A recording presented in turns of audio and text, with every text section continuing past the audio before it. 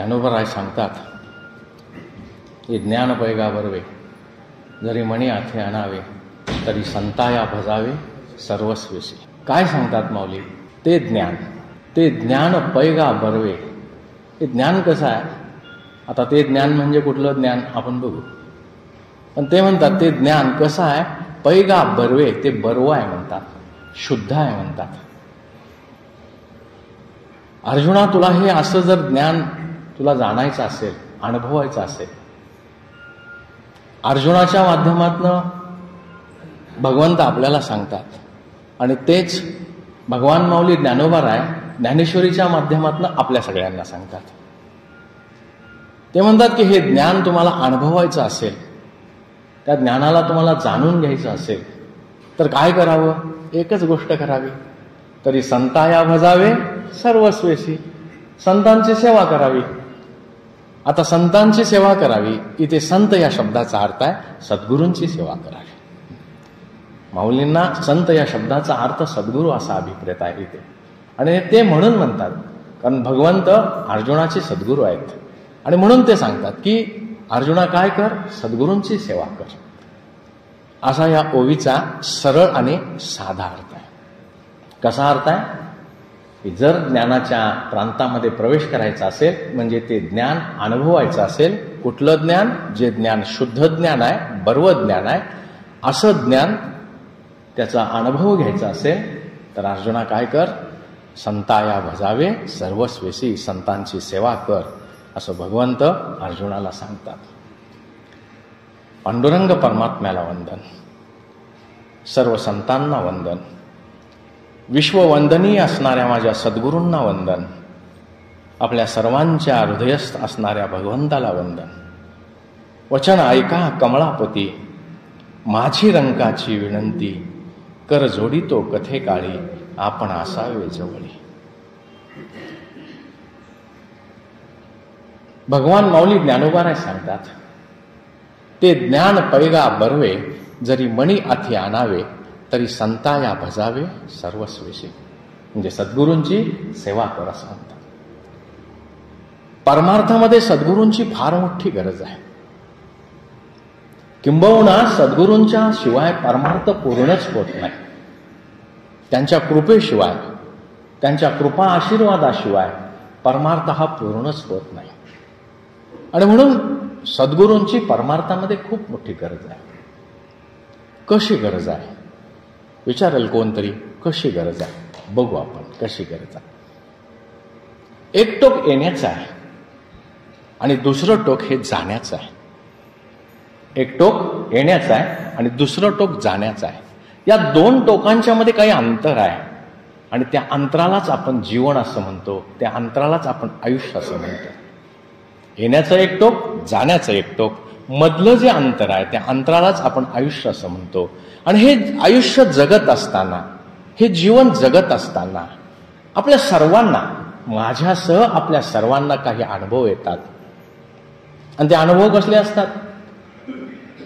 काही वेळा आपली स्तुती होते, काही वेळा आपलं काय होतं? अपमान होतो. काही वेळा अशी परिस्थिती असते आपली चूक नसताना सुद्धा आपला अपमान होतो. काही वेळा आपला जय होतो, काही वेळा पराजय होतो. आपल्याला यश मिळतं, आपण काहीही प्रयत्न न करता आपल्याला यश मिळतं काही वेळा. पण काही वेळा इतकं प्रचंड प्रयत्न करून सुद्धा यश दिसत सुद्धा नाही आपल्याला. आणि मग काय होतं बघा या सगळ्याचा परिणाम? जेव्हा आपल्या मनासारखं होतं तेव्हा आपल्याला सुख होतं. आणि शास्त्र सांगतं अनुकूल संवेदनाम सुखम. आणि जेव्हा आपल्या मनाच्या विरोधात होतं तेव्हा आपल्याला दुःख होतं. शास्त्र असंही सांगतं प्रतिकूल संवेदनाम दुःखम. म्हणजे जेव्हा अनुकूल संवेदना होतात तेव्हा सुख होतं आणि जेव्हा प्रतिकूल संवेदना होतात तेव्हा दुःख होतं. म्हणून जेव्हा जय झाला की आपल्याला सुख वाटतं, पराजय झाला की आपल्याला दुःख वाटतं, मान मिळाला की आपल्याला बरं वाटतं, अपमान झाला की आपल्याला दुःख वाटतं. म्हणजे आपल्या या सगळ्याचा परिणाम काय होतो? आपल्या जीवनामध्ये कधी सुख येतं, कधी दुःख येतं, आणि या सुख दुःखाचं तडाखे खात खात आपण जगत असतो. म्हणजे आपल्या सगळ्यांचं जीवनच असं द्वंद्वयुक्त आहे, सुखदुःखांनी भरलेलं आहे. बघा शास्त्र काय सांगतं बघा, आपल्या सगळ्यांचं जीवन कसं आहे? द्वंद्वयुक्त आहे, सुखदुःखांनी भरलेलं आहे. आणि हे सुखदुःखांनी भरलेलं जीवन, सुखदुःखांनी दिलेले तडाखे खात खात आपण जगत असतो. म्हणजे आपलं जीवन कसं आहे? द्वंद्वयुक्त आहे, द्वंद्वानी युक्त आहे.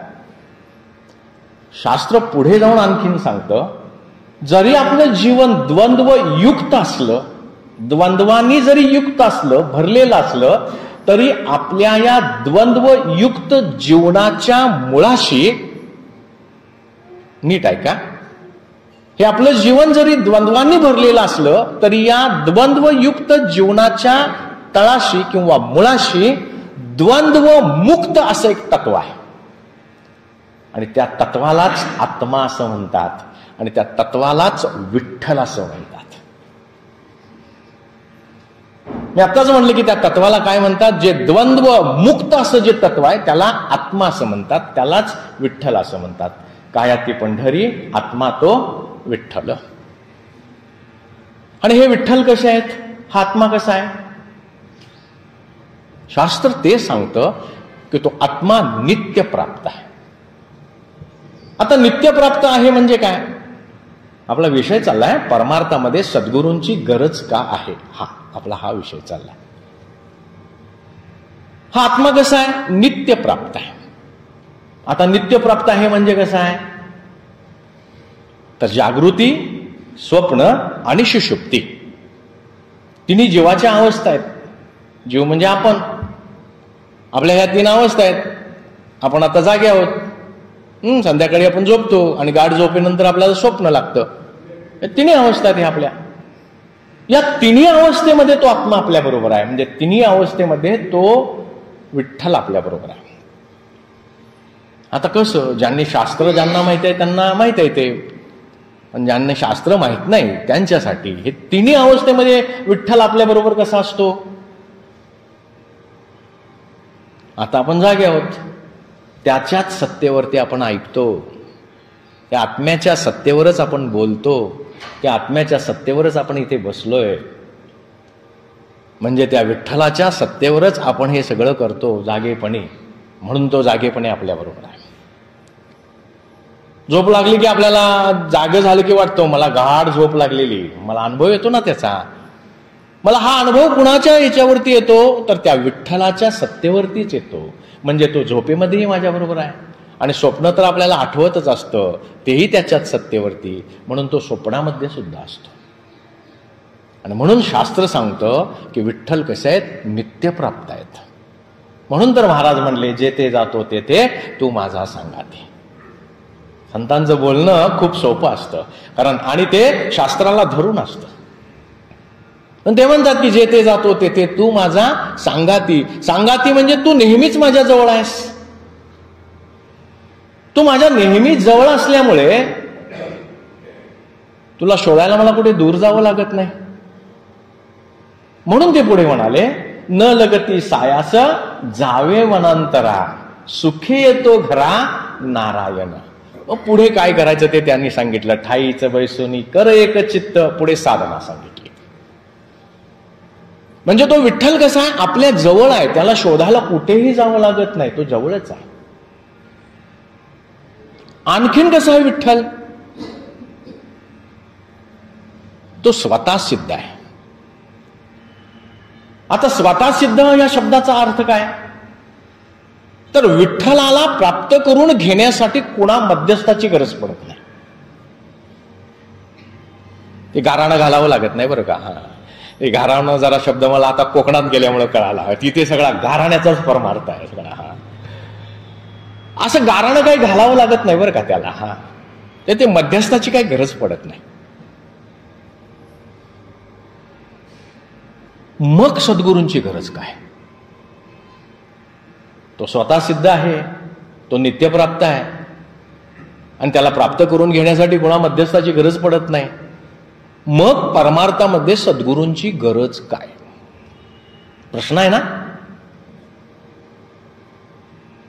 का गरज आहे बघू आणखीन. आपण आता म्हणलं विठ्ठल स्वतः सिद्ध आहेत, नित्य प्राप्त आहेत. आणखीन ते कसे आहेत? शास्त्र सांगतं ते अमूर्त आहेत, ते अनंत आहेत, ते अतींद्रिय आहेत. आत्मा कसा आहे? अमूर्त आहे, अनंत आहे, अतींद्रिय आहे. अमूर्त आहेत म्हणजे काय? अमूर्त म्हणजे अमूर्त. मूर्त म्हणजे दिसणे, म्हणजे दिसणारा नाही. विठ्ठल कोणाला दिसले का? नाही. देव कोणाला दिसत नाही. देव ही दिसण्याची वस्तू नाही आहे, तर देव ही अनुभवण्याची गोष्ट आहे. म्हणून जो म्हणतो मला देव दिसला, समजावं ह्याला दिसला नाही, थापा लावतो लगेच आपण मनात ठेवायचं. देव दिसत नाही बरं का. दिसला तर काय होईल हो? तुम्ही आम्ही दिसतो म्हणून आपला नाश होतो. देव दिसला असता तर त्याचा नाश झाला असता ना. कारण जे मूर्त असतं, जे दिसणार असतं त्याला रूप असतं, आणि रूप त्याचा नाश होणार असतं. आणि म्हणून देवाला रूप नाही आहे, आणि देवाला रूप नाही म्हणून देवाला नाम नाही आहे. म्हणून तर भगवान माऊली ज्ञानोबा त्यांच्या अभंगामध्ये सांगतात, देवा नाही रूप, देवा नाही नाम. किती छान सांगतात बघा माऊली. माऊली ज्ञानोबा काय सांगतात? देवा नाही रूप, देवा नाही नाम. देवाला रूपही नाही आहे आणि त्यामुळे देवाला नामही नाही आहे. रूप असतील तर नाम, पण देवाला रूप नाही आहे म्हणून देवाला नामही नाही आहे. म्हणून तो अमूर्त आहे. आणखीन कसा आहे तो? तो अमर्यादित आहे. भगवंत अमर्यादित आहेत, आत्मा अमर्यादित आहे. आत्म्यालाच विठ्ठल म्हणतात, एवढं लक्षात ठेवायचं बरं का. आणि म्हणून आपण विठ्ठलाच्या भाषेत बोलायला चालू केलंय. विठ्ठल कसे आहेत? अमर्यादित आहेत. मी मर्यादित आहे, 5 फूट 6 इंच उंचीनं मी मर्यादित आहे. ह्या शरीरांनी मी मर्यादित आहे. पण देव नावाचं तत्व हे अमर्याद आहे. देव कसे आहेत? जे सर्वत्र काय म्हणतात, माऊलींची ओवी आहे ती, सदासम म्हणतात ते. म्हणजे देव नावाचं तत्व सर्वत्र आहे. जे सर्वत्र सदासम, ते तर विभाग अधमोत्तम, ते मतिवशे संभ्रम विवचिती, अशी माऊलींची ओवी आहे. देव नावाचं तत्व कसं आहे? जे सर्वत्र, माऊली ज्ञानोबा सांगतात, जे सर्वत्र, जे म्हणजे देव नावाचं तत्व कसं आहे? सर्वत्र आहे. तुम्ही आम्ही इथेच आहे, रस्त्यावर नाही. पण देव नावाचं तत्व रस्त्यावर आहे, आपल्या तलावातही आहे. वेद असे सांगतात की तो नाही अशी जागाच नाही आहे.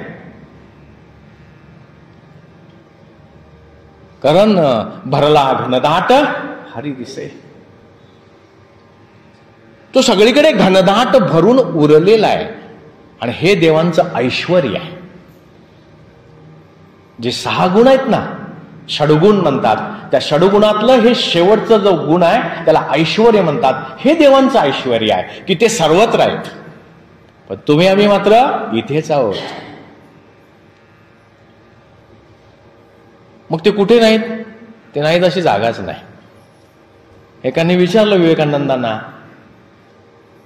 देव कुठे आहे ते मला सांग, मी तुला 1 चॉकलेट देतो. विवेकानंद त्याला गमतीनं तेवढेच म्हणाले, देव कुठे नाही मला तेवढं सांग, मी तुला 2 चॉकलेट देतो. याचा अर्थ असा, देव नाही अशी जागाच नाही आहे, म्हणून ते अमर्याद आहेत. अनंत आहेत ते. महाराज म्हणतात, अनंत हे नाम ज्या. त्यांनी एका अभंगामध्ये सांगितलं, अनंत हे नाम ज्या. त्यांचं नाव अनंत आहे.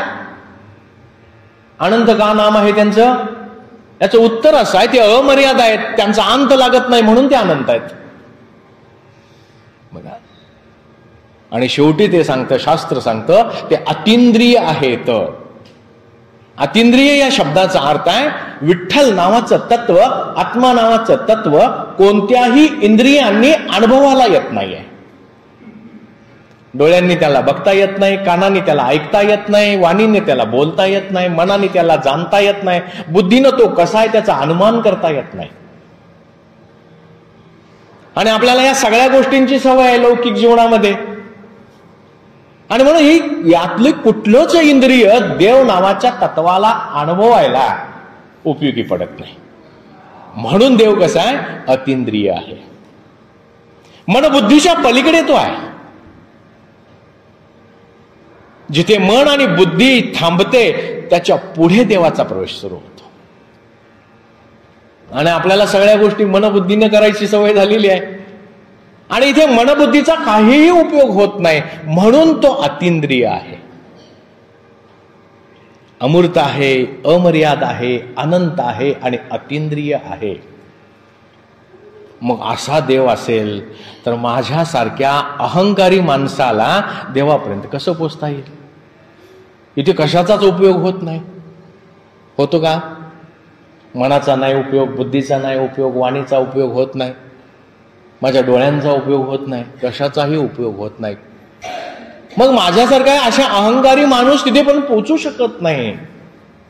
मग देवाला कसं प्राप्त करायचं? कारण माझ्यासारखा अहंकारी माणूस ज्याच्याकडे अभिमान आहे आणि त्या अभिमानाचा मीपणा हा प्राण आहे,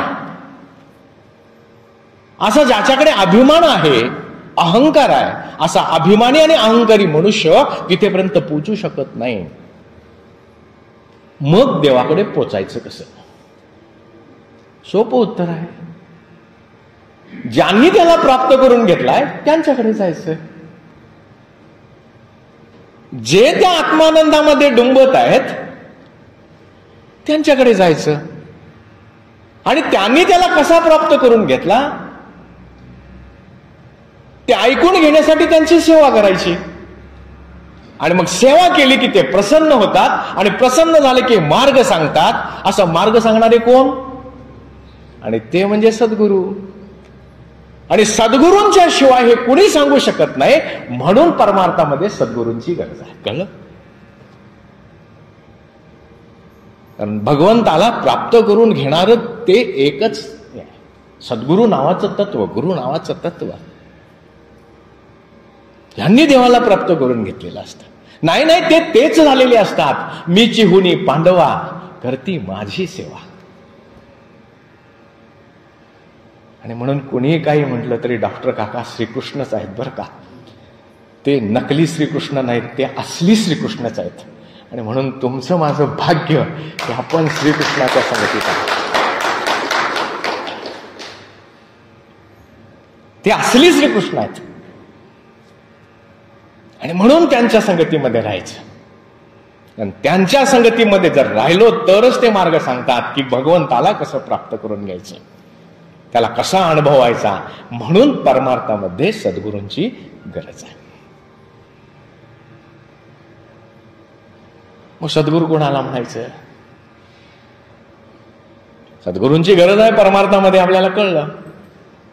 मग सद्गुरू कोणाला म्हणायचं? काकांच्याकडे बघा म्हणजे कळतंय सद्गुरू कोणाला म्हणायचं. पण शास्त्र वर्णन करतो सद्गुरूंचं. सद्गुरू कोणाला म्हणायचं? जो शिष्याची मरणाची भीती कायमची घालवून टाकतो त्याला सद्गुरू म्हणायचं. सोपं उत्तर आहे बरं का ते.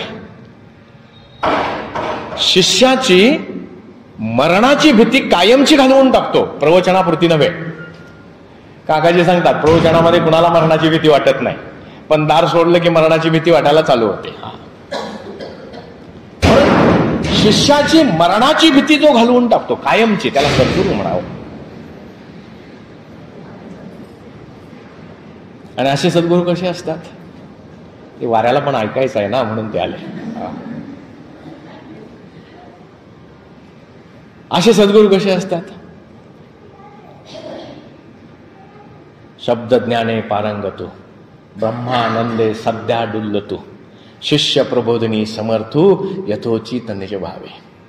छान वर्णन केले बरं का एकाच ओळीमध्ये सद्गुरूंचं. एकाच या ओवीमध्ये सद्गुरूंचं वर्णन केलेलं आहे. शब्द ज्ञाने पारंगतू ब्रह्मानंदे सद्दा डुल्लतू शिष्य प्रबोधिनी समर्थू यथोचित निज भावे. आणि त्याचं सोप्या भाषेमध्ये भाषांतर समर्थांनी केलं. फोडोनी शब्दांचे अंतर वस्तू दाखवी निज सार तेचे गुरु माहेर अनाथांचे. काय म्हणतात समर्थ बघा. फोडोनी शब्दांचे अंतर. दोन शब्द आहेत. दोन शब्दांमध्ये काही अंतर असतं. फोडोनी शब्दांचे अंतर. दोन शब्दांमध्ये अंतर आहे. दोन शब्दांमध्ये अर्थ आहे. एक लक्षार्थ आहे आणि दुसरा वाच्यार्थ आहे. इथे कोणता अर्थ घ्यायचा आहे, लक्षार्थ घ्यायचा का वाच्यार्थ घ्यायचा, हे शिष्याला समजावून सांगणारा सद्गुरू हे शब्द ज्ञाने पारंगतू असतात. सगळं शास्त्र त्यांना पारंगत असतं बरं का. फोडून शब्दांचे अंतर वस्तू दाखवी निज सार. वस्तू म्हणजे ब्रह्म, ब्रह्म म्हणजे आत्मा, आत्मा म्हणजे ईश्वर आणि ईश्वर म्हणजे देव आणि देव म्हणजे आपला विठोबा. हा विठ्ठलच काय आहे, सार आहे. फलकट हा संसार येथे सार भगवंत. संसार फलकट आहे आणि देव एकच सार आहे. आणि म्हणून अर्जुना तू काय कर, सारासार काय आहे विचार कर. आणि हा विचार कर म्हणजेच हरिपाठ कर. सारासार विचार हरिपाठ. असा विचार करणे म्हणजेच हरिपाठ करणे. हरिपाठ वेगळा काही करावा लागत नाही बरं का. ते अभंग म्हणायचे बरं का. हा माऊलींचे म्हणायचे ते करावं लागत नाही म्हणजे करायचं बंद करायचं नाही ते म्हणायचे. पण नित्य हरिपाठ कुठला, सार काय आणि असार काय याचा विचार करणं म्हणजे हरिपाठ करणं. आणि सद्गुरू शिकवतात आपल्याला, ते सांगतात सार काय असार काय आहे. हे शरीर असार आहे. असार आहे म्हणजे ते जाणार आहे, ते आलेलं आहे, ते काही काळ टिकणार आहे आणि काही काळानं ते जाणार आहे. आणि अर्जुना उपजे ते नाशे, हे नाश पावणार आहे. पण याच्या आत जे तत्व आहे, या उपाधी माझी गुप्त चैतन्य असे सर्वगत. अर्जुना ही जी उपाधी आहे, हे जे शरीर आहे, या शरीराच्या आत जे एक तत्व आहे, जे तत्व जन्मालाच येत नाही, जन्माला येत नाही म्हणून म्हातारं होत नाही, म्हातारं होत नाही म्हणून मरत नाही, असं न मरणारं जे तत्व आहे, ज्याच्या सत्तेवर हे सगळं चाललेलं आहे, त्यालाच आत्मा असं म्हणतात. आणि तो आत्मा तू आहेस असं सांगणारी जे सद्गुरू असतात ना, ते ब्रह्मानंदे सद्दा डुल्लतू. कारण त्यांनी त्या तत्वाचा अनुभव घेतलेला असतो. वस्तू दाखवी निज सार. आणि असे गुरु कसे असतात, तेची गुरु माहेर अनाथांचे. आपल्या सगळ्यांचं ते माहेरघर असतात बरं का. माहेरात आल्या आनंद वाटतो ना. उघडला नुसता आलो तर भरून यायला लागले. त्यांना बघितलं की बोलताच येत नाही. का सांगा. माहेरात आवडीचं कोण असतं, माहेरात आवडीची आई असते. आणि आईला बघितल्यावर काही बोलता येत नाही बरं का. बस ते डोळ्यातलं घळघळणारं पाणी आहे ना, तेच बोलून जातं आईबद्दलची माया. आणि म्हणून ते माहेर आहेत आपलं अनाथांचं. आता आपल्याला अनाथ का म्हटले, लौकिकामध्ये आपण सणात आहोत बरं का. लौकिकामध्ये आपण सगळ्यांनी काय काय काय ते कमवलंय, भरपूर कमवलं. पण परमार्थामध्ये आपल्याला एक गोष्ट कमवता नाही आली. कुठली, अजून नाही कमवता आली. कुठली, तो आत्मा मी आहे याचा अनुभव नाही घेता आला, म्हणून आपण अनाथ. अशा अनाथांना जवळ करणारे ते सनात आहेत. म्हणून तेची गुरु माहेर अनाथांचे. आणि असे जे सद्गुरू असतात ना, त्यांच्याजवळ ज्ञान असतं. ज्ञान म्हणजे काय, कशाला ज्ञान म्हणायचं? नारद मुनींनी 14 विद्या 64 कला प्राप्त करून घेतल्या. 14 विद्या 64 कला प्राप्त झाल्या, पण नारद मुनींना मनशांती नव्हती बरं का. उपनिषदामध्ये ती गोष्ट आहे. 14 विद्या 64 कला त्यांना प्राप्त झाल्या, तरी नारद मुनींना मनशांती नाही आहे. आणि म्हणून त्यांनी विचारलं, मला मनशांती अनुभवायची आहे, मला शांतता नाही आहे, मी काय करावं? आणि मग त्यांना सांगितलं गेलं की तुम्ही सद्गुरू करा, सद्गुरूंच्याकडे जा, त्यांना शरण जा, आणि सद्गुरू सांगतात तसं काय करा, आचरण करा. आणि मग त्यांनी सनत कुमारांना सद्गुरू करून घेतलं, आणि सनत कुमारांनी जे त्यांना साधना दिली, त्या साधनेच्या आधारे त्यांना तोच मी आहे याचा अनुभव आला, आणि मग नारद मुनींना शांती प्राप्त झाली. आता तुम्ही म्हणाल 14 विद्या 64 कला ज्यांना प्राप्त आहे त्यांच्याकडे शांती कशी नाही? 14 विद्या 64 कला ज्याच्याकडे आहेत त्याला सुखी होता येतं. लौकिक जीवनामध्ये आपलं जीवन समृद्ध करून घेता येतं, पण त्याला सुखरूप होता येत नाही. कारण 14 विद्या 64 कला हे माणसाचं जीवन सुखी आणि समृद्ध करण्यासाठी उपयोगी पडतात. पण 14 विद्या 64 कला ब्रह्मज्ञानाच्या दृष्टीनं, आत्मज्ञानाच्या दृष्टीनं कुचकामी ठरतात. म्हणून तिथे सुखरूप होता येत नाही. सुख वेगळं आणि सुखरूप होणं वेगळं. म्हणून नारद मुनींच्याकडे एवढं 14 विद्या 64 कला असताना सुद्धा त्यांना काय होता येत नव्हतं, सुखरूप होता आलं नाही. कारण 14 विद्या 64 कला ब्रह्मज्ञानाच्या दृष्टीनं, आत्मज्ञानाच्या दृष्टीनं कुचकामी येतात. ज्ञान कशाला म्हणायचं मग? माऊली ज्ञानोबा त्याचं वर्णन करतात. ते सांगतात आपल्याला, क्षेत्र आणि क्षेत्रज्ञाते जाणणे जे निरुते, ज्ञान ऐसे तयाते मानू आम्ही. आम्ही म्हटले बरं का त्यांनी तिथे. आम्ही कुणाला, आम्ही कुणाला ज्ञानी म्हणजे म्हणू, क्षेत्र आणि क्षेत्रज्ञाते जाणणे जे निरुते, ज्ञान ऐसे तयाते मानू आम्ही. क्षेत्र आणि क्षेत्रज्ञाचा जिथे विचार आहे त्यालाच आम्ही ज्ञान मानतो असं म्हणतात. आणि पुढे म्हणतात, एरू प्रपंच ते विज्ञान, ते सत्यत्व बुद्धी अज्ञान. माऊलींनी छान सांगितलं, स्पष्ट निकाल देऊन सांगितलं, क्षेत्र आणि क्षेत्रज्ञाचा विचार सोडून जे बाकीचं प्रापंचिक ज्ञान आहे त्या प्रापंचिक ज्ञानाला विज्ञान म्हणतात, ज्ञान म्हणत नाहीत. 13वा अध्याय बघा. क्षेत्र आणि क्षेत्रज्ञाला सोडून जे बाकीचं प्रापंचिक ज्ञान आहे त्या प्रापंचिक ज्ञानाला विज्ञान म्हणतात, आणि तिथे जी सत्यत्व बुद्धी आहे त्या सत्यत्व बुद्धीला अज्ञान म्हणतात. आणि मग 7वा अध्याय त्यांनी सांगितलं, क्षेत्र आणि क्षेत्रज्ञाते जाणणे जे निरुते, ज्ञान ऐसे तयाते माने. आणि म्हणून क्षेत्र आणि क्षेत्रज्ञाला सोडून, तो विचार सोडून जे काही राहील ते प्रापंचिक ज्ञान आहे, आणि त्या प्रापंचिक ज्ञानालाच विज्ञान म्हणतात. आणि म्हणून विश्वाचा शोध लावण्यासाठी शास्त्रज्ञांनी मध्ये एक प्रयोग केला. ते 2 वेगवान न्यूट्रॉन पार्टिकल्स त्यांनी एकमेकावरती आदळले, आणि आदळल्यानंतर त्याच्यावरती त्यांनी मोठा स्फोट केला, आणि त्याच्यातून त्यांनी एक काय काढलं, छोटासा कण शोधून काढला, आणि त्याला मूलकण म्हणतात, आणि त्यालाच त्यांनी नाव दिलं देवकण, त्यालाच म्हणतात गॉड पार्टिकल्स. आम्ही म्हटलो काय ज्ञान आहे हो त्यांच्याकडे. आम्ही लगेच म्हटलं काय शास्त्रज्ञांच्याकडे ज्ञान आहे हो. पण माऊली म्हणतात ह्याला ज्ञान म्हणायचं नाही, ते सत्यत्व बुद्धी अज्ञान, कारण ते विज्ञान आहे. आणि क्षेत्र आणि क्षेत्रज्ञाचा विचार आहे का तिथे? नाही आहे.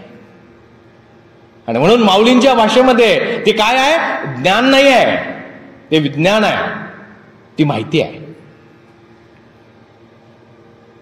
चंद्रावरती लोक गेले, तिथे राहिले, ते हे पाठवलं ना, ते यान पाठवलं, ते आम्ही लगेच म्हणलो काय शास्त्रज्ञांची बुद्धी आहे हो, वरती पाठवलं बघा, सगळं वरनं फोटो आणले. किती ज्ञान आहे त्यांना. नाही, याला माऊली म्हणतात, याला ज्ञान म्हणायचं नाही. दादा आता एक मोबाईल आलाय, आता हे असला मोबाईल वापरायचा नाही. आता हातावरतीच ते गोंधणं असतात ना, हे माझ्या आया गोंधणं काढतात हातावरती, तसं ते हातावरती आता गोंधणं, तोच मोबाईल. आणि त्याला आता आपण ऑर्डर द्यायची काय, दादांना कॉल लाव. एवढं नुसतं असंच म्हणायचं, दादांना कॉल लाव. दादांना कॉल लावला म्हटलं की चला, दादांना लगेच कॉल चालू झाला. आम्ही ऐकलं तेव्हा म्हटलं काय ज्ञान आहे हे. पण माऊलींच्या भाषेमध्ये यालाही ज्ञान म्हणत नाहीत, हेही विज्ञानच आहे. त्याच्या पुढे जाऊन ज्यांनी आम्हाला हे सांगितलं ते म्हणाले की आता हा जो आपला इथे लहान मेंदू असतो, इथे एक चिप बसवणार आहेत म्हणे, आणि ते चिप बसून काय करणार, आपल्यातल्या ज्या निगेटिव्ह ज्या हे आहेत, गोष्टी आहेत, विचार आहेत, ते म्हणे त्या चिपच्या द्वारे काढून टाकणार. किती छान होईल हो म्हटलं आम्ही, किती छान आहे बघा हे सगळ्या गोष्टी. पण यालाही ज्ञान म्हणत नाहीत. यालाही ज्ञान म्हणत नाही, हेही विज्ञान आहे. आणि ते तर सत्यत्व बुद्धी अज्ञान. लक्षात ठेवा. मग ह्याला ज्ञान म्हणत नाहीत, ह्याला ज्ञान म्हणत नाहीत, ह्याला ज्ञान म्हणत नाहीत. मग ज्ञान म्हणतात कशाला बाबा, कशाला ज्ञान म्हणतात? आणि त्याचं उत्तर समर्थांनी दिलं. कशाला ज्ञान म्हणतात? ऐक ज्ञानाचे लक्षण. काय सांगतात बघा, ऐक ज्ञानाचे लक्षण, ज्ञान म्हणजे आत्मज्ञान. काय सांगतात? ऐक ज्ञानाचे लक्षण, ज्ञान म्हणजे आत्मज्ञान. पहावे आपणाशी आपण, या नावे ज्ञान. सरळ निकाल दिला. तिथे वरच्या कोर्टात अपील कर हे असलं काही नाही, सरळ सांगितलं ऐक ज्ञानाचे लक्षण. ज्ञान पाहिजे ना, मग ऐक म्हणले लक्षण त्याचं. ऐक ज्ञानाचे लक्षण, ज्ञान म्हणजे आत्मज्ञान. ज्ञान कशाला म्हणायचं? ज्ञान म्हणजे आत्मज्ञान. आणि मग ते आत्मज्ञान प्राप्त व्हायला काय कर? पहावे आपणाशी आपण, या नावे ज्ञान. आपणच आपल्याला पाहणं, या नावे ज्ञान. काकांनी छान सांगितलं ते. आपणच आपल्याला पाहायचं म्हणजे काय करायचं? आपण ज्ञान म्हणजे काय बघालो बरं का. आपणच आपल्याला पाहायचं आहे. आपणच आपल्याला पाहायचं म्हणजे काय करायचं? इथे दोन आपण आहेत. काकाजींनी सांगितलं इथे दोन आपण आहेत. एक पहिला आपण आणि दुसरा आपण. पहावे आपणाशी आपण, दोन आपण झाले नाही ते.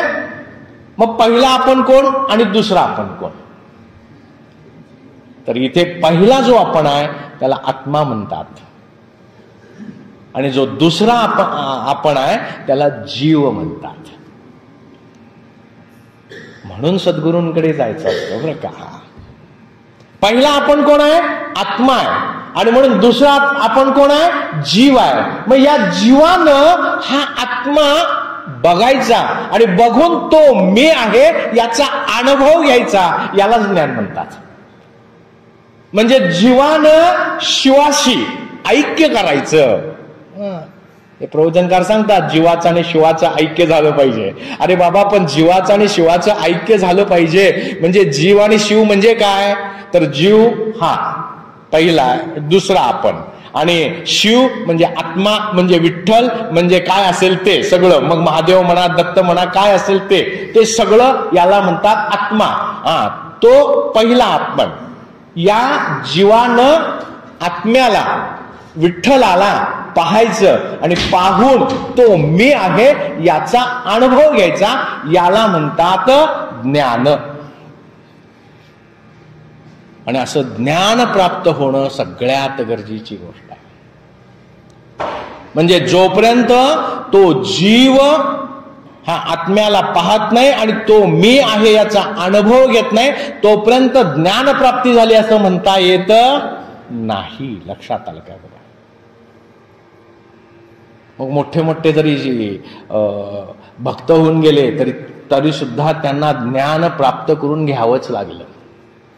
मोठे मोठे योगी होऊन गेले तरी सुद्धा योग्यांना ज्ञान प्राप्त करून घ्यावंच लागलं. महान भक्त नामदेवराय, देव बोलत होते त्यांच्याशी, देव हातचं खात होते, पित होते, तरी सुद्धा देवानीच त्यांना सांगितलं, जाई नाम्या जाई गुरुशी शरण, तेने तुटेल तुझे भवबंधन वेगी. जा म्हणाले, गुरुला शरण जा. त्या हाडांमधनं, मेलेल्या माणसांच्या हाडांमधनं माणसं जिवंत करायचे चांगदेवराय. पण त्यांना सुद्धा ते किती वर्ष जगले? 1400 वर्ष जगले. आणि त्या 1400 वर्ष जगलेल्या चांगदेवरायांना माझ्या 14 वर्षाच्या मुक्ताईखंड अनुग्रह घ्यावा लागला. म्हणजे ज्ञानप्राप्ती झाली. म्हणून परमार्थामध्ये सद्गुरूंची गरज आहे. आणि म्हणून आपल्याला सुद्धा हे ज्ञान प्राप्त व्हायचं असेल तर आपण काय केलं पाहिजे? सद्गुरूंना शरण गेलं पाहिजे, सद्गुरूंची सेवा केली पाहिजे. आणि तेच सांगताना भगवान माऊली ज्ञानोबाराय म्हणतात की अर्जुना, हे ज्ञान कसं आहे? हे ज्ञान शुद्ध आहे. ज्ञानाची व्याख्या काय? विठोबाची व्याख्या काय? विठोबा म्हणजे काय? विठोबा, वि म्हणजे ज्ञान आणि ठोबा म्हणजे प्रतिमा. विचा केला ठोबा, येणे नाव विठोबा. म्हणजे आपला हा जो विठ्ठल आहेत हे ज्ञानाची प्रतिमा आहे, म्हणजे तेच ज्ञान आहेत. आणि विठ्ठल कसे आहे? तो हा विठ्ठल बरवा. बरवा म्हणजे काय? शुद्ध आहे. कारण विठ्ठल कसे आहेत? शुद्ध आहेत. आणि विठ्ठलाचाच अर्थ ज्ञान होतो, ज्ञानाचाच अर्थ आनंद होतो. आनंदाचा कंद नीट विटेवरी. पण विठ्ठलाला आनंद सुद्धा म्हणतात आणि आनंदाला ज्ञान म्हणतात. आणि विठ्ठल शुद्ध आहेत म्हणून ज्ञान सुद्धा कसं आहे? शुद्ध आहे. आणि असं शुद्ध ज्ञान अर्जुना तुला प्राप्त करून घ्यायचं असेल तर काय कर? संताया भजावे सर्वस्वेशी. संतांना काय केलं पाहिजे? त्यांची सेवा केली पाहिजे. आत येताना दरवाजा उघडावा लागतो ना, बरोबर का? बघा, संतांची सेवा का करायची? आत येताना, शिवगडमध्ये येताना दरवाजा उघडला, उंबरा ओलांडला, मगच आत आलो. तसं ज्ञानाच्या प्रांतामध्ये जायचं असेल, ज्ञान अनुभवायचं असेल तर एकच गोष्ट करावी लागते, ते तर सेवा हा दारवंटा. तो दारवंटा ओलांडायला पाहिजे ना, मगच तुम्ही आत येऊ शकताय. म्हणून सेवा केली पाहिजे. मग ही सेवा कशी करायची? प्रश्न आहे. मग ही सेवा कशी करायची? आता आपले काकाजी, आपण सगळेजण जाऊन त्यांची सेवा करून चालेल का? नाही चालेल. आता त्यांना कोणत्याही प्रकारे त्रास न देणं हीच खरी सेवा आहे आपली. आणि त्यांनी संकल्प केलेला आहे, जे माझे सगळे आहेत त्या सगळ्यांना ते प्राप्त व्हावं हे त्यांचा संकल्प आहेच. म्हणून आता त्यांना कोणत्याही प्रकारे त्रास न होईल असं वागणं ही खरी सेवा.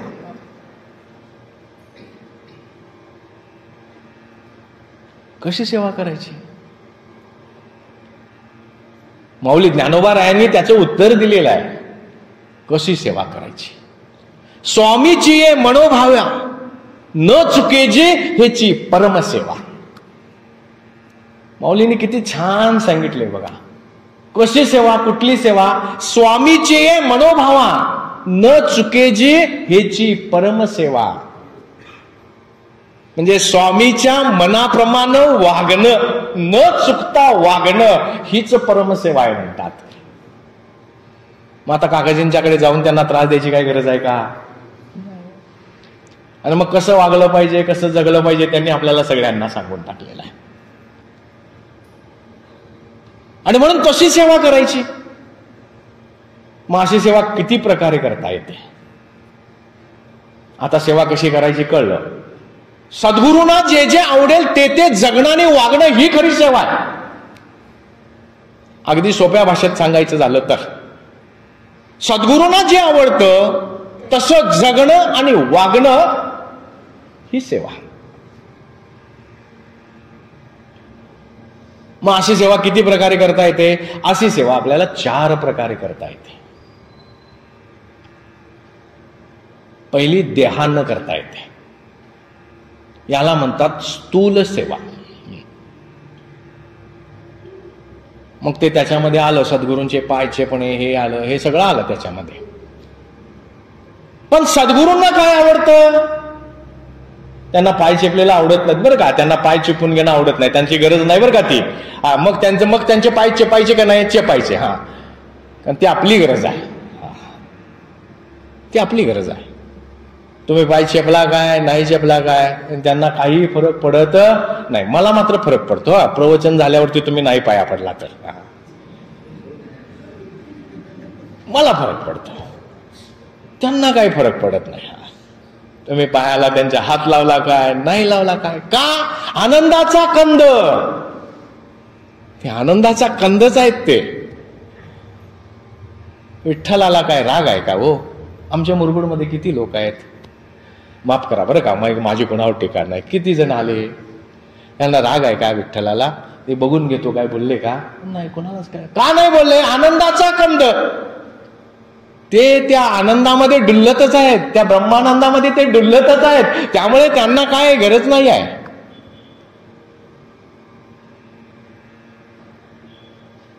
मग सेवा कशी करायची. द्रव्य ही पाषाण सममाणी पराव्या कारणे प्राणवेची आता जाणे परव्यथांतरीची. नामदेवरायांचा अभंग आहे बरं का. हा, सुरुवात अशी आहे. पाहे परदारा जननी समान द्रव्य ही पाषाण सममानी पराव्या कारणे प्राणवेची आता जाणे परव्यथा अंतरीची. ध्यान सद्गुरूंची, स्थूलांना सद्गुरूंची सेवा कशी करता येईल. पाहे परदारा जननी समान. बस एक सेवा समजली. द्रव्य ही पाषाण सममानी. दुसऱ्याचे पैसे लोबाडायचे नाहीत, दुसऱ्याचे पैसे चोरायचे नाहीत. माझं ते माझं, तुझं ते पण माझं म्हणायचं नाही. म्हटलं की सद्गुरूंची सेवा नव्हे, कारण ही गोष्ट सद्गुरूंना आवडत नाही. मग सद्गुरूंना काय आवडतं. पराव्या कारणे प्राणवेची आता. परोपकार करणं सद्गुरूंना आवडतं. म्हणून नेहमी काय करावं. हा देह दुसऱ्याच्या उपकारासाठी करावा. कारण ते सांगतात तुझं व्हाव आहे देव परी हा सुलभ उपाव. छान सांगितलंय बघा. तुला देव व्हायचं आहे ना, मग काय कर. परी हा सुलभ उपाव. कुठला सुलभ उपाव. दुसऱ्यावरती उपकार कर. अगदीच काही नाही झालं तर निदान शब्दांनी तरी उपकार कर. अडचणीत असलेल्या माणसाला म्हण, अरे काळजी करू नकोस, मी तुझ्या पाठीमागे आहे. करू नको काय, पण म्हण तरी मी तुझ्या पाठीमागे आहे. तो आधार त्याला दे. हा सुद्धा उपकारच आहे एक साधा. तुकाराम महाराज सांगतात हा सुद्धा उपकारच आहे म्हणतात ते. आणि म्हणून सद्गुरूंची स्थूलांना केलेली सेवा ही पाहे परदारा जननी समान द्रव्य ही पाषाण सममानी पराव्या कारणे प्राणवेची आता जाणे पर व्यथा अंतरीची. त्याचं दुःख पुस म्हणतात. जे का रंजले गांजले त्यासी म्हणू जे आपुले. सद्गुरूंची सेवा ही. नुसते पाहायचे पाहिजे म्हणजे सेवा नव्हे बरं का. ही खरी सेवा सद्गुरूंना आवडते. ही स्थूलानं केलेली सेवा म्हणतात, याला स्थूल सेवा म्हणतात. ही देहानं केलेली सेवा आहे. दुसरी सेवा आहे आपली, याला सूक्ष्म सेवा म्हणतात. आणि ही कशी आहे सूक्ष्म सेवा. ही मनाच्या पातळीवर करायची. मनाच्या पातळीवर जाऊन ही सेवा करायची आहे. म्हणजे इथे काय करायचं आहे, इथे दोन गोष्टी सांभाळायच्या आहेत. एक बोलणं सांभाळायचं आहे आणि दुसरं खाणं सांभाळायचं आहे. बोलणं का सांभाळायचं? कारण शब्दामुळे दंगल, शब्दामुळे मंगल. ओम नमोजी आद्या वेद प्रतिपाद्या जय जय संवेद्या आत्मरूपा. मंगल आहे, शब्दांनी केलेलं मंगल आहे. आणि आंधळ्याचं कार्ट आंधळच, दंगल झाली ना दंगल. ती म्हणली ना द्रौपदी, आंधळ्याचं पोरग आंधळच म्हणली, एकच वाक्य म्हटली. किती सैन्य गेले? 18 अक्षनी सैन्य गेले. दंगल झाली, केवढी दंगल झाली. अशी दंगल पुन्हा होणार नाही बरं का. आणि झाली तर मग जगाचा नाशच असेल तो.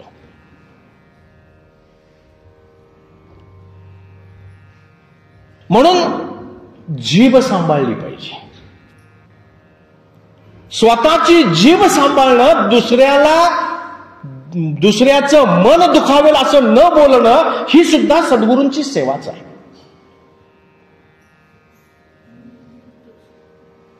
आणि दुसरी गोष्ट, जिभेचं आणखीन एक काय काम आहे, खाणं. ते खाणं पण सांभाळलं पाहिजे. साधकाची दशा उदास असावी, उपाधी नसावी अंतर्बाह्य, लोलोपता काय निद्रेते जिनावे, भोजन करावे परिमित. आहार सांभाळला पाहिजे, जीभ सांभाळली पाहिजे. आणि ज्यांनी आहार सांभाळला, जीभ सांभाळली, त्याचा 50% परमार्थ झाला. 51 वयापासून सुरुवात करायची. ऐका नाही सोपं, पण सोपं असते तेच अवघड असते. म्हणून हे जीभ सांभाळणं ही सुद्धा सद्गुरूंची सेवा आहे. नुसतंच जाऊन पाय चेपणे नाही आणि मग इकडे येऊन कसं पण वागणे नाही, ही सेवा होऊ शकत नाही. सद्गुरूंना काय आवडतं ते करणं हीच सद्गुरूंची खरी सेवा आहे. आणि अशी सेवा आपण जी करतो ती, त्या सेवेला सूक्ष्म सेवा असं म्हणतात. ती मनाच्या पातळीवर जाऊन करायची. तिसरी सेवा आहे महासूक्ष्म सेवा. आणि ही जी महासूक्ष्म सेवा आहे ही बुद्धीच्या पातळीवर जाऊन करायची आहे. आता बुद्धीच्या पातळीवर जाऊन कशी करायची आहे सेवा? आपण सद्गुरूंच्याकडे येतो, त्यांचा अनुग्रह घेतो. आणि त्यांचा अनुग्रह घेतला की सद्गुरू आपल्याला अनुग्रह देतात. काय देतात ते सांगतात आपल्याला. तत्वमसी महावाक्याचा बोध करतात. ते सांगतात की ते तू आहेस. मग सद्गुरू आपल्याला सांगतात ते तू आहेस. मग ते तू आहेस म्हणजे काय? ते म्हणजे काय? आपण मगाशी बघितलं. ते म्हणजे काय? या उपाधी माझी गुप्त, चैतन्य असे सर्वगत. ते म्हणजे काय? आत जे चैतन्यमय तत्व आहे, जे जन्माला येत नाही, म्हणून म्हातारा होत नाही, म्हणून मरत नाही, असं न मरणारं जे तत्व आहे त्याला काय म्हणतात? विठ्ठल म्हणतात. आणि तो विठ्ठलच कोण आहे? तू आहेस. तत्वम असी, ते तू आहेस म्हणजे तोच विठ्ठल तू आहेस. सद्गुरू आपल्याला बोध करतात.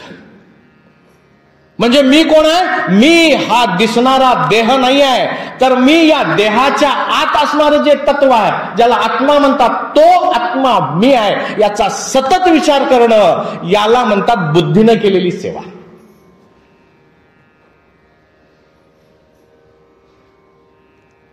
तो मी आहे, सोहम. तो मी आहे, तो आत्मा मी आहे. याचा सतत बुद्धीनं निश्चय करायचा आहे. बुद्धी निश्चय आत्मज्ञान. बुद्धीचा निश्चय करणं ही सद्गुरूंची बुद्धीनं केलेली सेवा आहे. तो मी आहे. सतत प्रत्येक गोष्टीकडे पाहिलं की आपण काय करायचं आहे? ते आत्म्यापर्यंत पोचायचं आहे. आणि तो मी आहे, बस याचा विचार करत राहायचा आहे. तो मी आहे म्हणजे तो आत्मा मी आहे. आणि सतत सतत जेव्हा आपण असा विचार करतो ना, त्याचा परिणाम काय होतो पुढे सांगतो. म्हणजे असं सतत विचार केला पाहिजे, बुद्धीनं प्रत्येक वेळी विचार केला पाहिजे. आता आपली बुद्धी विचार काय करते, हे शरीर मी आहे ना आपल्या सगळ्यांचा विचार. मी जरी आता तुम्हाला हे सांगितलं तरी माझा दृढ विचार आता हाच आहे की हे शरीर म्हणजे मी सतत हे करतो, हा देह म्हणजेच मी. मग हा देह म्हणजे मी हा विचार घालवण्यासाठी काय केलं पाहिजे, तो आत्मा म्हणजे मी, देह मी नाही आहे. तर मी कोण, या देहाच्या आत असणारा तो आत्मा, तोच मी आहे, असा सतत विचार करणं म्हणजे सद्गुरूंची बुद्धीनं केलेली सेवा होय. आणि याला म्हणतात महासूक्ष्म, अतिसूक्ष्म सेवा. आणि चौथी सेवा आहे सद्गुरूंची, त्या सेवेचं नाव आहे महासूक्ष्म सेवा. ही कशी करायची, सद्गुरू आपल्याला नाम साधना देतात. एक गोष्ट लक्षात ठेवा, आपले सद्गुरू हेच जगातलं अंतिम सत्य आहे. आणि म्हणून त्यांनी दिलेलं जे नाम आहे तेही सत्य आहे. आणि म्हणून ते नाम मला अत्यंत प्रामाणिकपणे जपलं पाहिजे. आणि म्हणून ते मी नाम अत्यंत प्रामाणिकपणे जपणं. कसं जपणं, दिवसातनं 10 मिनिटं. आणि मी तरी तसंच करतो बरं का, सकाळी 10 मिनिटं, संध्याकाळी 10 मिनिटं. पण याला सद्गुरूंची सेवा म्हणत नाहीत. मग कसं जपणं, चालता बोलता खाता जेविता निद्रा करिता सांगून टाकलं. चालताना जय जय राम कृष्ण हरी म्हणावं, बोलताना जय जय राम कृष्ण हरी म्हणावं. मी काकाजींना विचारलं, बोलताना कसं जय जय राम कृष्ण हरी म्हणायचं, बरोबर की, अशा शंका सद्गुरूंना विचाराव्यात. भंडावून सोडलो होतो मी काकाजींना, बोलताना कसं म्हणायचं. आणि त्याचं उत्तर मला त्यांनी सांगितलं की जिथे आपलं बोलणं संपतंय तिथे जय जय राम कृष्ण हरी म्हणावं लगेच. म्हणजे जे काही बोललं असेल ते सगळं जय जय राम कृष्ण हरी होऊन जाते. म्हणून चालता बोलता खातानाही जय जय राम कृष्ण हरी म्हणावं. खायला बसलोय, ताट वाढेपर्यंत, जेवण येईपर्यंत काय काम आहे, मनातल्या मनात म्हणावं जय जय राम कृष्ण हरी.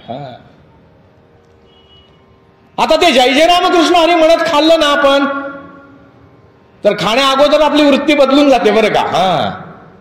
आणि मग आलेलं जे जेवण आहे ते जय जय राम कृष्ण हरी म्हणत म्हणत जेव्हा आपण खातो ना, ते भोजन राहत नाही, तर तो प्रसाद होऊन जातो.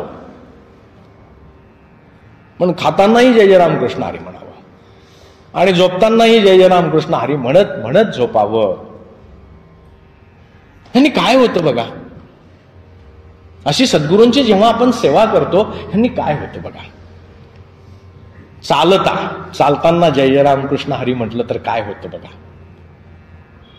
राम म्हणे वाट चाली यज्ञ पाऊला पाऊली. त्याचं उत्तर लगेच संतांनी देऊन ठेवलेलं आहे. राम म्हणे वाट चाली यज्ञ पाऊला पाऊली. जेव्हा आपण चालताना राम राम राम राम म्हणत प्रत्येक, कोण दिगंबरा दिगंबरा म्हणा, ओम नमः शिवाय म्हणा, काय म्हणायचंय ते म्हणा. जेव्हा आपण प्रत्येक पाय असा राम राम म्हणत चालतो ना, तेव्हा यज्ञ केल्याचं पुण्य मिळतं. कसला यज्ञ, पाऊला पाऊली यज्ञ केल्याचं पुण्य मिळतं. एक यज्ञ नव्हे, अनेक यज्ञ. एक यज्ञ करायचा म्हटलं तर काय काय लागतंय बघा. त्या समिधा लागतात, ती काळ वेळ सगळे लागते, तो पुरोहित अगदी योग्य पाहिजे, ते बसणारे जो लोक आहेत यज्ञाला त्यांची मानसिकता नीट पाहिजे, आणि ते सगळं बरोबर झालं तर त्या यज्ञाचं फळ मिळतं. म्हणून तर माऊलींनी म्हटलं योग याग विधी येणे नव्हे सिद्धी. माऊलींनी का म्हटलं त्याचं उत्तर ते आहे. अशांच्या नादाला, तू अशा यज्ञाच्या नादाला लागू नको. मग यज्ञ कुठला, तर वाटेने चाल आणि ते चालता चालता राम राम म्हण, तोच यज्ञ आहे म्हणतात मोठा. आणि अशा यज्ञाचं पाऊला पाऊली फळ मिळतं म्हणतात. राम म्हणे ग्रासोग्रासी, जेवत जेवत राम म्हटलेल्याचं काय हे, तोची जेवीला उपवासी. एकादशी केल्याचं पुण्य मिळते. हाय का नाही सोपं, जेवून एकादशी केल्याचं पुण्य. जेवायचं पण एक आठ, जेवता जेवता प्रत्येक घासाला राम राम म्हणायचं. दररोज एकादशी केल्याचं पुण्य आहे का नाही सांगा. राम म्हणे करिता धंदा, कर्म ना लिंपे त्या सदा. राम राम म्हणत कर्म करायचं, वाट्याला आलेलं कर्म करायचं. आपण जे कर्म करतो, काही वेळा आपल्या हातून चुकीचं कर्म होतं, काही वेळा आपल्या हातून बरोबर कर्म होतं. चुकीच्या कर्माची काय होतं, आपल्याला पुण्य मिळतं, पुण्याचं फळ सुख मिळतं. चुकीचं कर्म होतं आपल्या हातून, त्या चुकीच्या कर्माचं फळ काय होतं, पाप मिळतं. आणि पापाचं फळ काय मिळतं, दुःख मिळतं. आणि हे सुखदुःख भोगण्यासाठी जन्माला यावं लागतं. आता मग सुखदुःख भोगायचंच आहे, मग माणसाचा देह मिळेल का, चांगल्या प्रतीचा असेल, कॅटेगरी आम्ही ठरवतो. 7% इकडे ऍडमिशन, 70% इकडे ऍडमिशन, 35% इकडे ऍडमिशन. मग पुण्य एवढंस सापाच्या जन्माला. आता ते पुढचं काय सांगत नाही मी तुम्हाला. सुखदुःख भोगायचंच आहे. मग भोगायचं असेल तर माणसाचं कसं, मग सापा विंचवाचा, गाढवा कुत्र्याचा सुद्धा मिळणार. आणि सुखदुःख भोगायचंच आहे. आणि तो मिळू नये म्हणून काय करायचं आहे, ते ज्ञान पैगा बरवे, ते ज्ञान प्राप्त करून घ्यायचं आहे. आणि मग काय होतं बघा, असं सतत जेव्हा आपण सेवा करतो, त्या सेवेचा परिणाम काय होतो, सद्गुरूंनी दिलेली साधना आपण करतोय, सोम साधना आहे, त्याच्या जोडीला आपली नाम साधना आहे. आणि मग ही सतत सतत आपण असं नाम घेता घेता काय होतं, जेव्हा मी नाम घ्यायला लागतो तेव्हा एक दिवस अशी वेळ येते, तुका म्हणे देह भरिला विठ्ठले, माझा देह विठ्ठलानं भरून जातो. आणि माझा देह विठ्ठलानं भरून गेलाय, याची खूण काय, काम क्रोधे घर केले रीते. मला पाप करावंसं वाटत नाही, मला दुसऱ्याची निंदा करावीशी वाटत नाही, मला दुसऱ्याचं वाटोळं व्हावं असं वाटत नाही. समजावं मी सद्गुरूंच्या सेवेत पास झालो. सद्गुरूंची सेवा पास होण्याचं हे प्रमाण आहे बरं का. त्यांनी मला पास केलं. काम क्रोधे घर केले रीते. आणि काम क्रोधानं घर काय होतं, निघून जातं, हे सगळं निघून जातं. मग आत कोण राहतं, शुद्ध देवाचं नामच राहतं बरं का आत. आणि जेणे माते पावी जे ते शुद्ध पुण्य. अर्जुना मी तुला शुद्ध पुण्यानीच प्राप्त होतो, बाकी कशांनी होत नाही म्हणतात. आणि शुद्ध पुण्य हे देवाच्या नामांनी येतं. आणि जेव्हा मी असं देवाचं नाम घ्यायला बसतो, साधना करायला लागतो, तेव्हा काय होतं, साधना करता करता, नाम घेता घेता माझ्या बुद्धी तत्वाचा निराश होतो. नाम घेता घेता, साधना करता करता माझ्या बुद्धी तत्वाचा काय होतो, निराश होतो. कारण माझं मन, बुद्धी, चित्त आणि अहंकार हे सगळ्यांचा व्यापार थांबतो. आणि सगळ्यांचा व्यापार थांबला की बुद्धी तत्वाचा निराश होऊन जातो. बुद्धी तत्वाचा निराश झाला, शास्त्र सांगतं जीव म्हणजे काय, आत्म्याचं बुद्धीमध्ये पडलेलं जे प्रतिबिंब आहे त्याला जीव असं म्हणतात. काकाजींनी तो प्रयोग करून दाखवला, आठवा जरा सगळ्यांना. तो इकडे त्यांनी मोबाईल लावलेला होता, टॉर्च मोबाईलची, इकडे मध्ये त्यांनी काच ठेवलेली होती. आणि ते मोबाईलचा उजेड त्या काचेमध्ये टाकलेला होता. आणि त्या काचेमध्ये फाकलेला जो प्रकाश आहे त्यालाच जीव म्हटलेलं होतं. आता बुद्धितत्वाचा निराश होतो, म्हणजे ती काच बाजूला गेली. काच बाजूला गेल्यानंतर त्या बुद्धीमध्ये पडलेला प्रकाश कुठे गेला, पुन्हा पाठीमागे गेला. परतोनी पाठीमोरे ठाके, आपण पियाते आपण देखे. ते बुद्धीतलं जे जे तत्व आहे ना, ते तो जो हे आहे ना बुद्धी तत्व, त्याचा निराश झाला की त्या बुद्धीमध्ये पडलेलं जे प्रतिबिंब आहे, म्हणजे तो जो जीव आहे, तो जीव पाठीमागे वळून बघतो. आणि काय करतो, तो कुठे येतो, इथेच येतो. अरे तोच मी आहे. परतोनी पाठीमोरे ठाके, आपण पियाते आपण देखे, देखत खेव ओळखे, म्हणे हे तत्व मी. अरे तेच मी आहे. म्हणजे नाम घेता घेता मी नामाच्या नामीशी एकरूप होतो. नाम कुणाचं, विठ्ठलाचं. घेणारा कोण, मी म्हणजे जीव. आणि त्याच्याशी मी एकरूप होतो.